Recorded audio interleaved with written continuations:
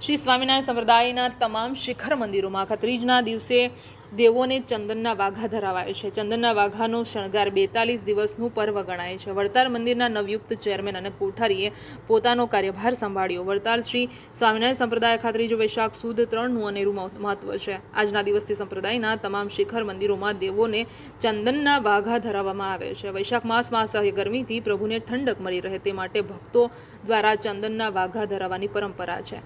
ગ્રીષ્મ ઋતુમાં ચંદનના વાઘાનો શણગાર એ 42 દિવસનું એક પર્વ ગણાય છે.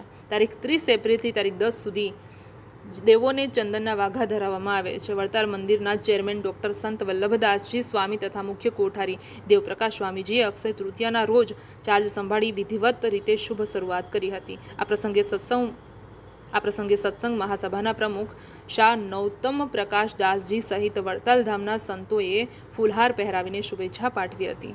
સંપ્રદાયના તીર્થધામ વડતાલ સહિત તાબામાં શિખબદ્ધ મંદિરોમાં બિરાજતા દેવોને અખાત્રીજના શુભ દિવસથી ચંદનના વાઘા ધરાવવામાં આવે છે. દેવોને દરરોજ ચંદનના અવનવા શણગાર ધરાવવામાં આવે છે.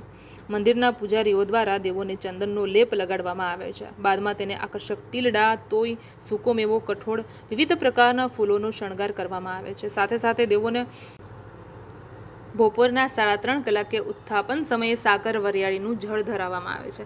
સાંજે સંધ્યા આરતી બાદ દેવોને ચઢાવેલા ચંદન ઉતારી લેવામાં આવે છે. જે ચંદનની ગોટીઓ ફરી હરિભક્તોને વહેંચવામાં આવે છે, જેનો તેઓ 12 માસ તિલક કરીને ઉપયોગ કરે છે. હરિભક્તો પણ ચંદનના વાઘાની સેવાનો લાભ લઈ શકે છે. માટે દર વર્ષની જેમ ચાલુ વર્ષે પણ આસી કોઠારી પૂજ્ય શ્યામ વલ્લભ સ્વામીજી દ્વારા વ્યવસ્થા કરવામાં આવી છે.